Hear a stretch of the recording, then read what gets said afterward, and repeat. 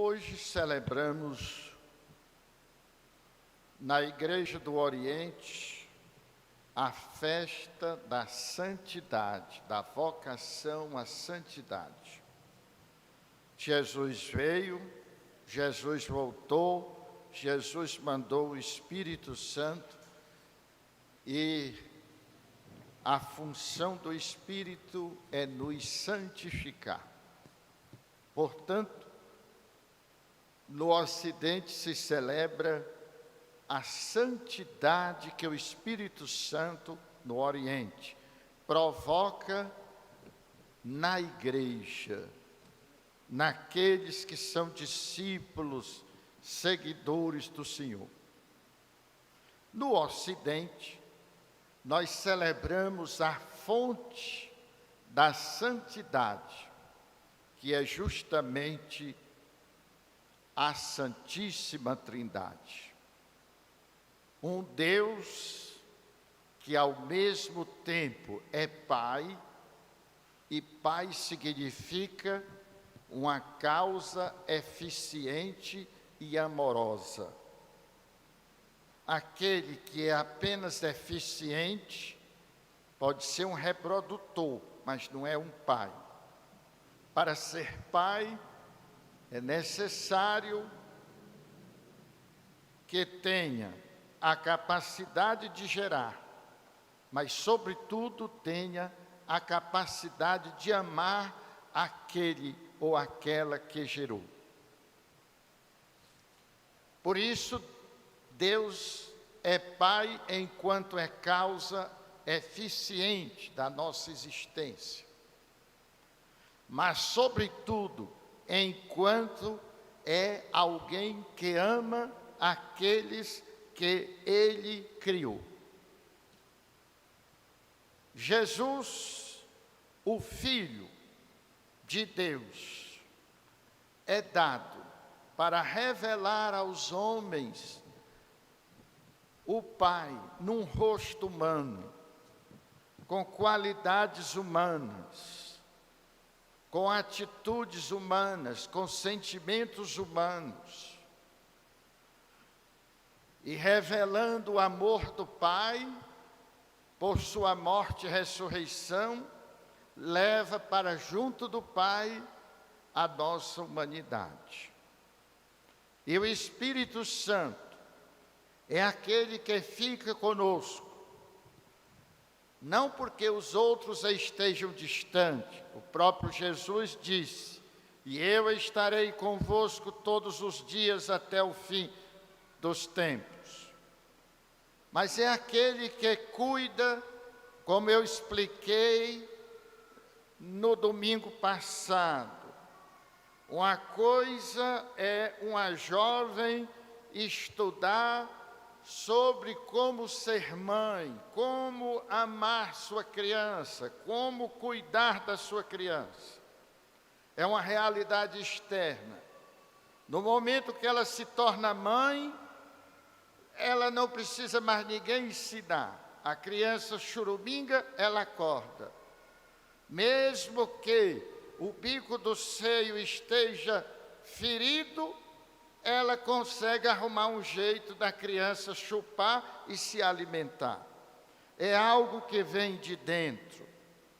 Não é uma imposição externa, mas é um transbordar desta natureza divina que assumiu a nossa natureza humana. É interessante, no Evangelho de hoje, dizer que Jesus mandou que os discípulos fossem para a Galileia.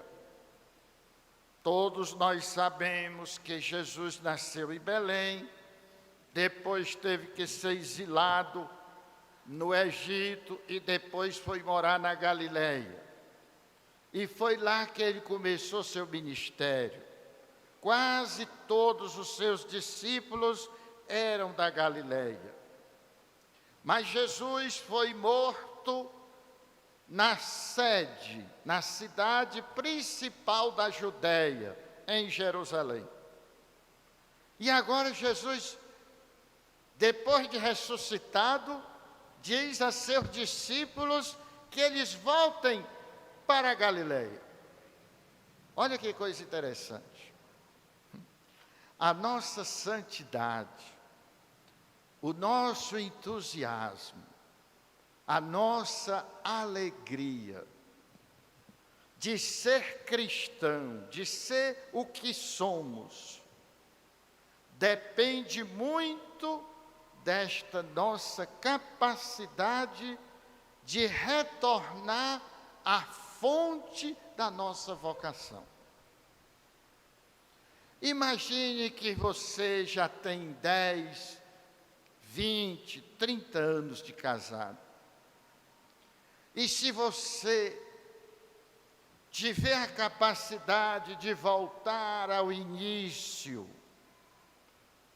o primeiro olhar, a primeira conversa que tiveram, o primeiro abraço, o primeiro beijo, a emoção que sentiram, e se você alimentar sempre e sempre este primeiro momento, este início, dificilmente seu casamento vai terminar em divórcio.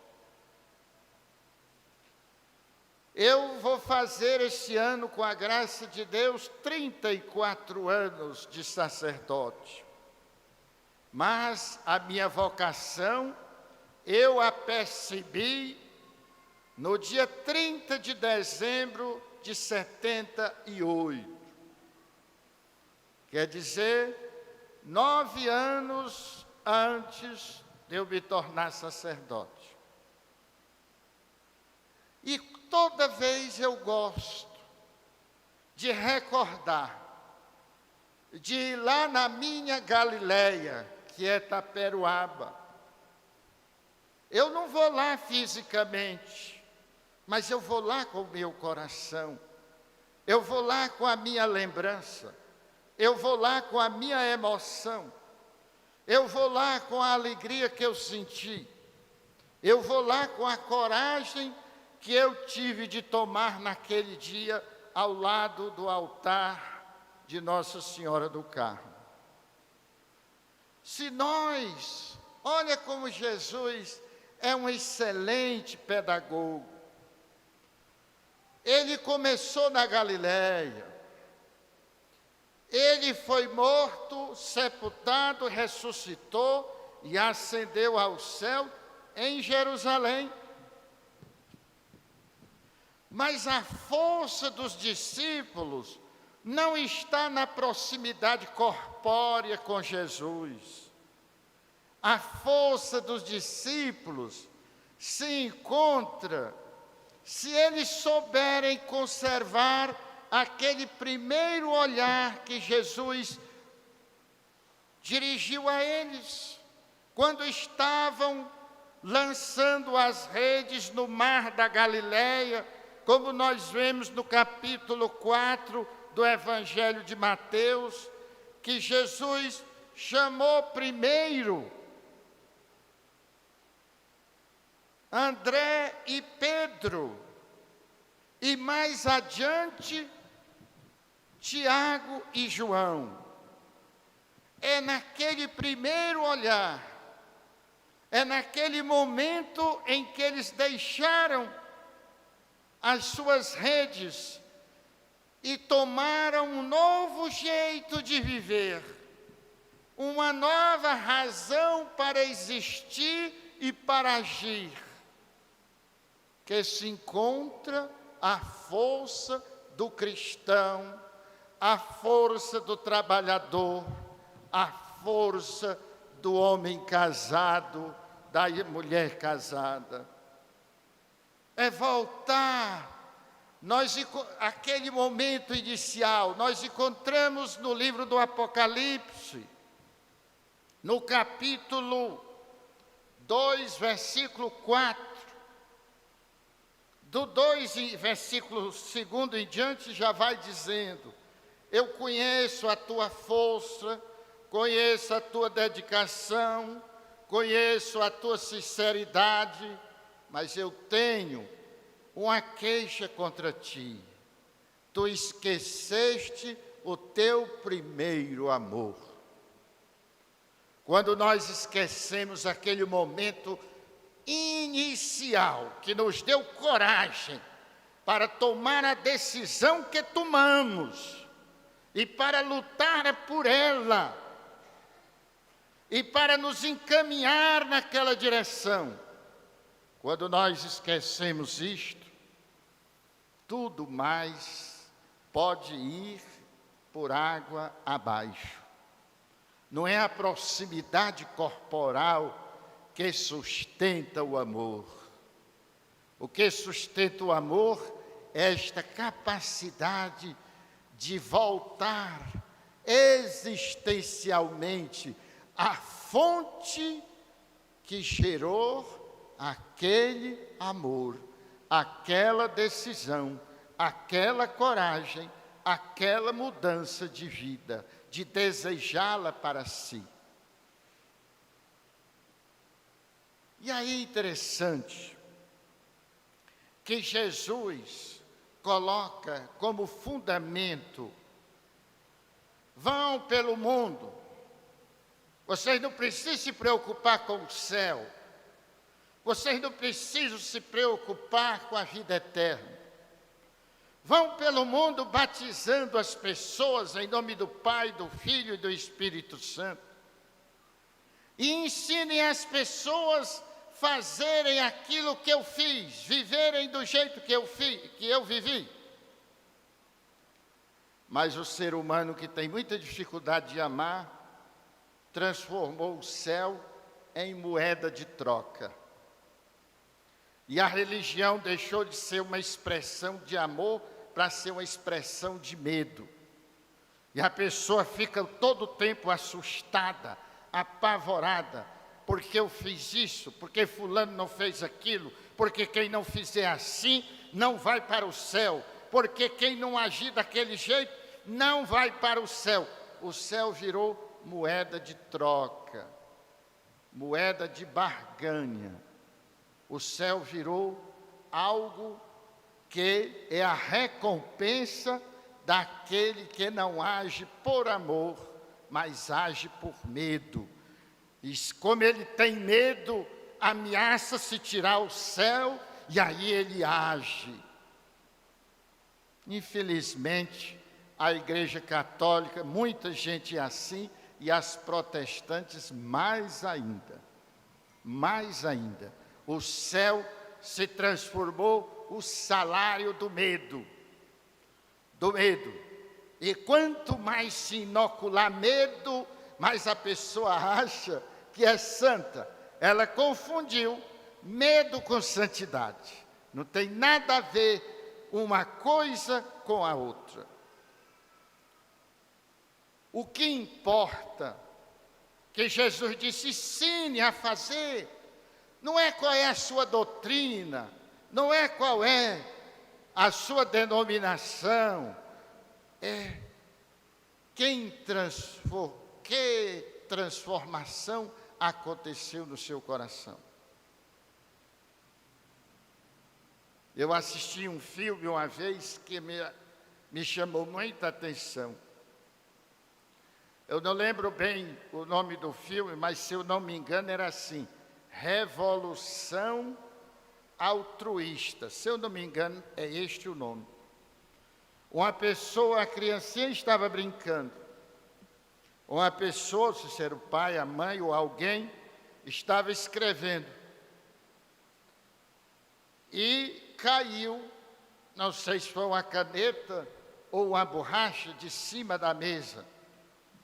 E a pessoa mais idosa custou-se abaixar para pegar, e a criancinha viu, levantou-se rapidamente, pegou, entregou e voltou a brincar. Jesus nos ensinou a ser assim. Quem nos fizer como criança, não entra no reino do céu. A criança não fez por medo.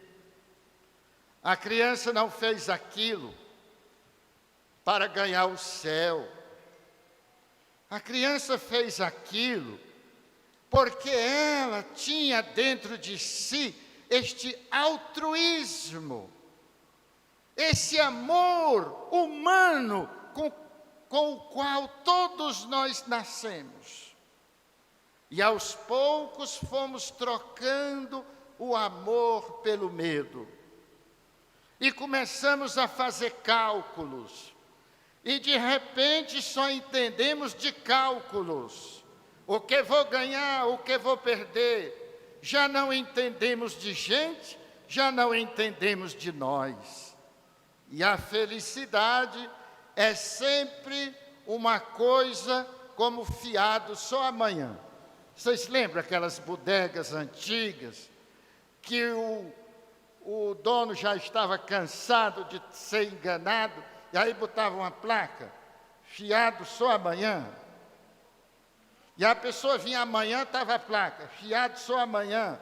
Então, para muita gente, a felicidade é só amanhã. Quando se casar, quando se separar, quando tiver filho, quando o filho crescer, quando o filho for embora, e depois estiver sozinho, quando se aposentar, quando morrer. Nunca é hoje. Jesus nos ensina que a felicidade é hoje. Jesus nos ensina que o amor é hoje. Jesus nos ensina que a bondade é hoje. Não precise se preocupar se o que vocês estão fazendo vai ganhar o céu ou não, porque isso eu já dei a vocês.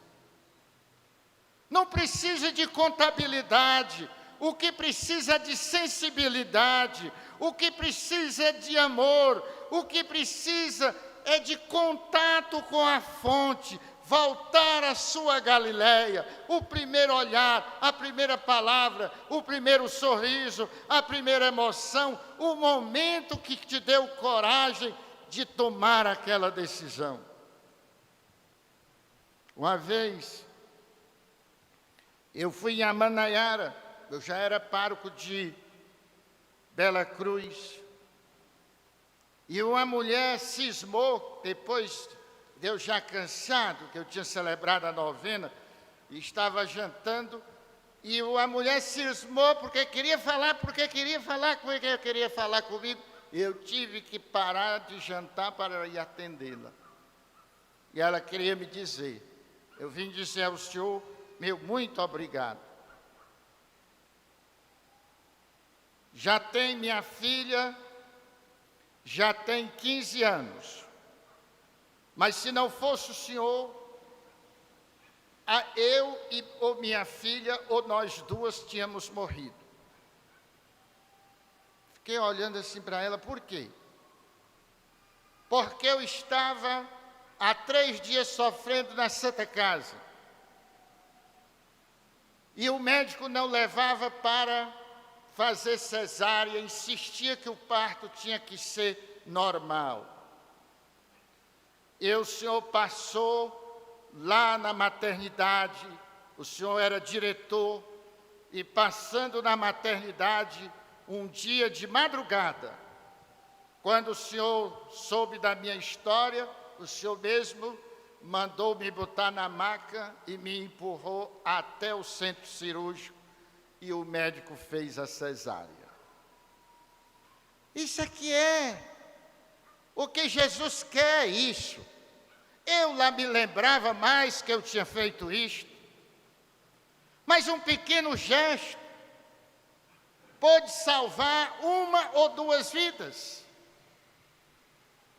Mas o que eu vejo nas pessoas muito santas, dispostas a discutir religião, são pessoas doentes de medo, que transformaram Jesus num carrasco, numa espécie de contador de prefeitura, que tem que dar conta de tudo, bater as contas, embora não seja tudo certo, mas tem que bater as contas, porque senão não funciona. E Jesus sempre ali olhando E tem o TCM, que fica olhando. E Jesus é uma espécie de presidente do Tribunal de Contas, olhando, fazendo as contas. Não é assim que Jesus quer. O que Jesus quer é que a gente, os nossos gestos, as nossas atitudes, sejam gestos e atitudes que gerem vida. E o mais pode deixar com ele. O céu não é moeda, não é mercadoria, não é pagamento. O céu é esta capacidade de ser feliz. Agora, nesse instante em que eu estou celebrando, e eu estou feliz de estar fazendo isto é o céu. O céu é esta realidade. Aqui e para sempre, quando nós somos capazes de gestos e atitudes. Outra vez eu tomei um susto. Um jovem me disse: padre, eu posso chamar o senhor de pai? E eu disse assim: chame de padrinho. Mas padre, se não fosse o senhor, eu não existia. E eu fiquei assim, por quê? Porque minha mãe tinha sofrido muito do parto anterior, e quando engravidou, ela ficou com tanto medo que resolveu me abortar. E ela foi à farmácia e comprou, eu não vou dizer o nome aqui para não fazer a propaganda. Mas quando ela vinha voltando, ela encontrou-se com o senhor, e o senhor disse assim: e aí, tudo bem? Como é que está a sua vida? Está feliz? Está alegre? E ela ficou assustada por causa das perguntas que o senhor fazia. E então ela contou a história. E o senhor disse para ela: mas cada parto é um parto. A minha bisavó teve 19 filhos e morreu do 20º. Cada momento é um momento. Hoje já tem mais possibilidade. E ela contou: eu já até comprei o remédio. E o senhor disse: cadê? E ela entregou, o senhor pegou, guardou no bolso e disse: Deus te deu um bom parto. E ela estava ainda no 2º mês, mas aí ela ficou tão confiante naquela sua palavra, que ela nunca mais pensou nisto. E eu nasci, nem eu me lembrava mais disto. Eu não sou contador, eu não sou contabilista. Eu procuro ser alguém que olha para Jesus e procurar viver como Santa Teresa d'Ávila dizia: não me move nem o desejo do céu, nem o medo do inferno. A única coisa que me leva a agir ou não agir é a alegria que eu tenho de ser amada por Deus. Isto é que é viver cristamente. Louvado seja nosso Senhor Jesus Cristo. Para sempre seja louvado. Creio em Deus